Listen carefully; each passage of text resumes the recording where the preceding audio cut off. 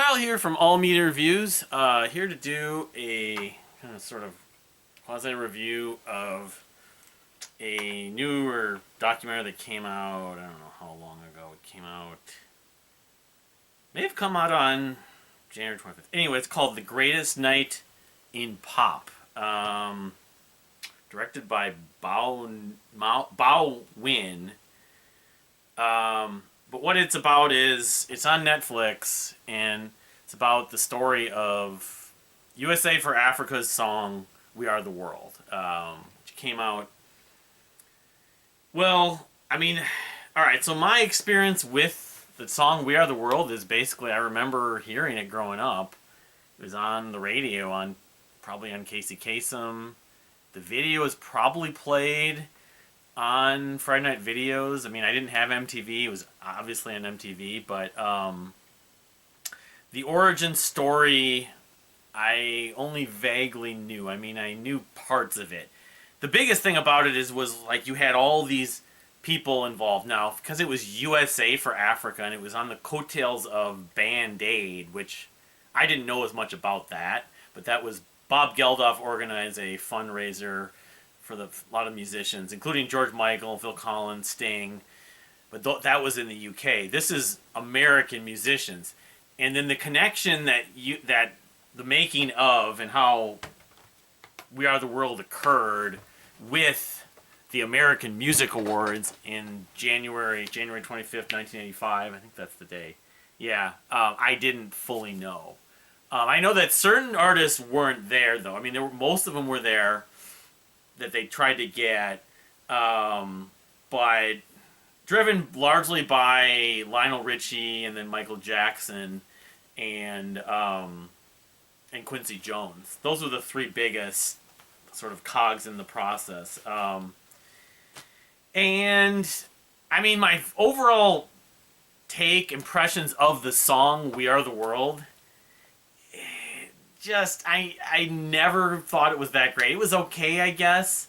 It's kind of, your ballad, but it almost like sort of the message, the interest, the agenda per se with it sort of overshadowed even what was within the song itself. And the song itself, it's kind of saccharine in some ways. It just kind of was this power ballad. I know the whole intention behind it was noble and admirable, and the idea of getting all these big name pop stars, American pop stars, mind you, but legends in a lot of cases, sounds great, but it's almost like a too many cooks in the kitchen thing. It's my perception of like Arjen Lucason's Ariane. I've always felt, and it can be the case with other musical projects or music that's made, especially collaborations, where too many cooks in the kitchen, and in this case, it just got to be, it's like so many voices, you're overproducing it. However, talking about the documentary itself, The Greatest Night in Pop, and the stories behind it, I mean, the roster's pretty good. I mean, it's just interesting you got all these people in one room. A lot of them, the origin of it was that a lot of these people were at the American Music Awards that year, and Lionel Richie was the host. And again, I was, whatever I was, 85, then I would have been turning not, so I would have been 8 years old at this point. Having Stevie Wonder, Michael Jackson, Ray Charles was there, Diana Ross, Huey Lewis, Kenny Loggins. They didn't have Madonna, they had Cyndi Lauper. There was talk about how they were going to only have one of them. When they wrote the part, some of them, it was going to be Cyndi Lauper's part might have ended up with Madonna. Who else? You had a lot of other significant names. Springsteen, of course, a really big name. I didn't know that the whole thing was even on tour or anything. Smokey Robinson. Now I'll admit that watching the video of like Smokey and like Dan Akroyd was there. I don't know the full extent of how he was there, because obviously he wasn't a singer. But, obviously he was an actor and well known in Hollywood at that point. Maybe he had some sort of financial motivation with it. I don't know.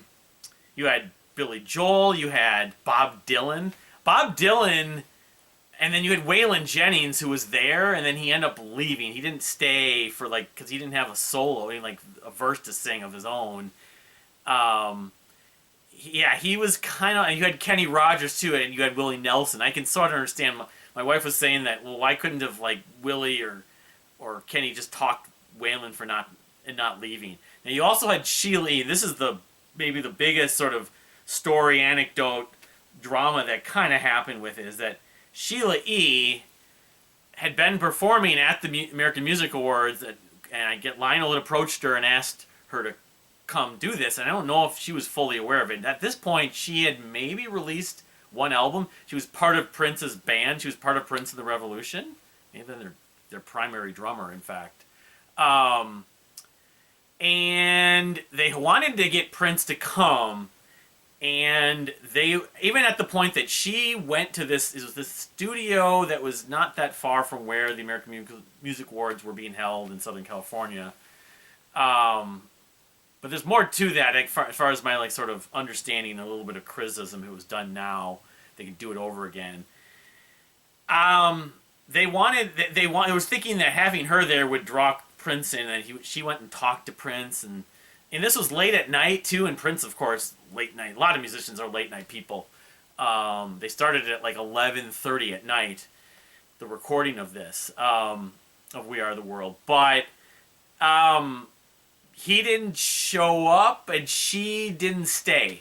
And she kind of felt like at some point she understood that maybe asking her to come do this was like the agenda to try to draw Prince in. And Prince had just won a bunch of awards for Purple Rain, because that was 85, the year after Purple Rain had come out.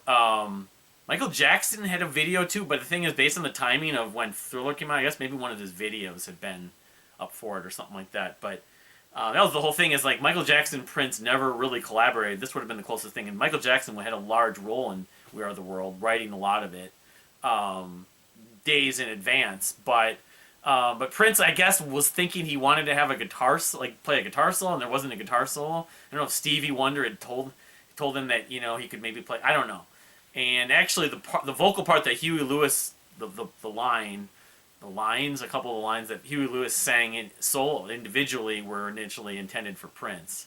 But I think that with Prince, and even with Bob Dylan, those two especially, that environment of being amongst like 25, 30 sort of, stars, superstars, celebrities, people with big egos. Even though Quincy Jones wrote a note on the door, check your ego at the door. That's not the way Prince works, even back then. And he rarely collaborated. It was always just on his own agenda, on his own, doing things his own way. That's why he would have wanted to play a guitar solo. It's like, yeah, I'll stand out because I'll have my own guitar solo. But and Bob Dylan, kind of in some ways similar to that. He went there, and it was weird, and then he had his own vocal part, of course, on the one verse. It's kind of weird. I mean, and it's a weird mix of a lot of different, singers of different backgrounds together, and Hall & Oates were there. Who was it? Kim Carnes. Kim Carnes is probably the most nondescript member. They had, a couple of the other Jacksons were there from the Jackson 5, and a little less, sort of accomplished solo artists or people that were in other bands. Yeah, Dylan, yeah, that was probably an exception. I mean, he did do The Last Waltz. That's the only thing I could think of. I mean, I'm not the biggest Dylan fan, know his whole career history, but yeah, just thinking about the way they did it. They had all of them in the room. This is the middle of the night. If this was done now, they would do it over the course of a week or two. The whole idea was the fact they're all in LA anyways then. They could just do it quickly, and, they're done now, and I don't think it would work now anyways. Getting, Dave Grohl and Beyonce together, and, I mean, you name your country star, your hip-hop act, or your metal act, your R&B. They had Steve Perry. They didn't have any metal or heavy, Again, it was strictly just American, but they could have had, Ronnie James Dio or something like that, but, I mean, it's from a documentary standpoint of just nostalgia, remembering some of it. I mean, again, I was so young, I didn't follow it super close. I was following baseball much closer than music, but I do remember it. Remember it being on the radio. You see the 12-inch vinyl occasionally, the single, the 45. at the record stores at half price. I've seen it several times, but it's not Harry Belafonte. Yeah, you had him. You had a lot of other people there. There weren't too many. Like James Brown wasn't there. There weren't too many people that didn't go. James Brown, Madonna, Michael McDonald could have been there, I suppose. There's one other like R&B or like Shaka Khan. I mean, there were some people that weren't there that you might have thought could have been there, but again, it probably sort of coincided with who was actually at the AMAs that year. Going to be down in LA at that point. It's kind of like who didn't play at Woodstock or not Woodstock. Who didn't play at Woodstock in '69, but more like who didn't play at Live Aid, which happened literally about 6 months later. Bob Geldof showed up at the studio that night and was like talking about Band Aid and what this is for famine in Africa, and it's like trying to inspire the people in their vocal performance. It is weird. Like Diana Ross was asking for Tolonosa's autograph. It was interesting. Like you get a whole bunch of athletes together that are all highly accomplished and they're hanging out, sort of fangirling out. That was interesting to have, or you a bunch of actors together that are all like Academy Award winners. Kind of like that. You get a whole bunch of people in one space. It was kind of neat to see that in the documentary, but it was all in one room. That was the other thing, is if it was a studio now, it'd be like in like a sort of a soundproofed, airtight thing. But I mean, as a song, again, it just, it's fine. It's more of like for nostalgia, like an 80s, relic of sorts. But as an actual song that holds up, you listen to, it just didn't, it was almost better. The idea was greater than the extra end result. Although, again, it was probably the best they could do in the way they made it. They made it in such a short window of time.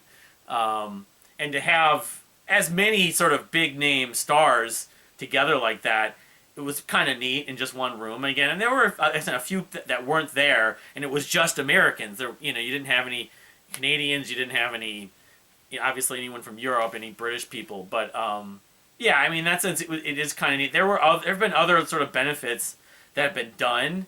Of course, you had like big collaboration groups of people showing up doing jams, like at the Rock and Roll Hall of Fame ceremonies and at the Grammys at points. Prince did show up, of course, for the induction of George Harrison. Yeah, like McCartney wasn't there, but again, McCartney's not American. I don't know why it was just specifically USA. McCartney's probably a citizen, but yeah, I mean, it's worth seeing. I don't know why that guy's got the picture in there. It's worth seeing just for nostalgia if you're not familiar with the history. But from a standpoint of like making one of the greatest songs of all time, no, I mean, I don't think in 30 years or 50 years or 100 years people are going to be citing one of the greatest songs of the 80s being We Are the World. They might cite the actual process and the benefit, and the uniqueness of it as that, but from a musical standpoint, is it the worst song I've ever heard? No, but it's not an amazing song. So that ultimately, if it would have been as good of a song as, say, like, Bohemian Rhapsody or something like that, then this would be anointed equally as the sort of the talent and effort put into it was worth it. They didn't get paid anything, which doesn't surprise because it's really for a charity. But that's interesting. One of the guys who was like doing some of the recording and the mixing was saying, I was there, I didn't get paid anything. All I get is the story I got to be and hang out with all these stars. And they went till like 8 in the morning. And they were like having dinner and stuff like that. I mean, it's from a nostalgia standpoint, it was pretty cool to watch. But I give it a mixed review. I mean, it's on Netflix, so if you have Netflix, you might want to check it out still. But yeah. So what did you think of? If you've seen The Greatest Night in Pop, love to hear your comments. Again, thank you for watching. Please subscribe if you have to subscribe. Leave a comment. Ring the notification bell, and we'll see you next time.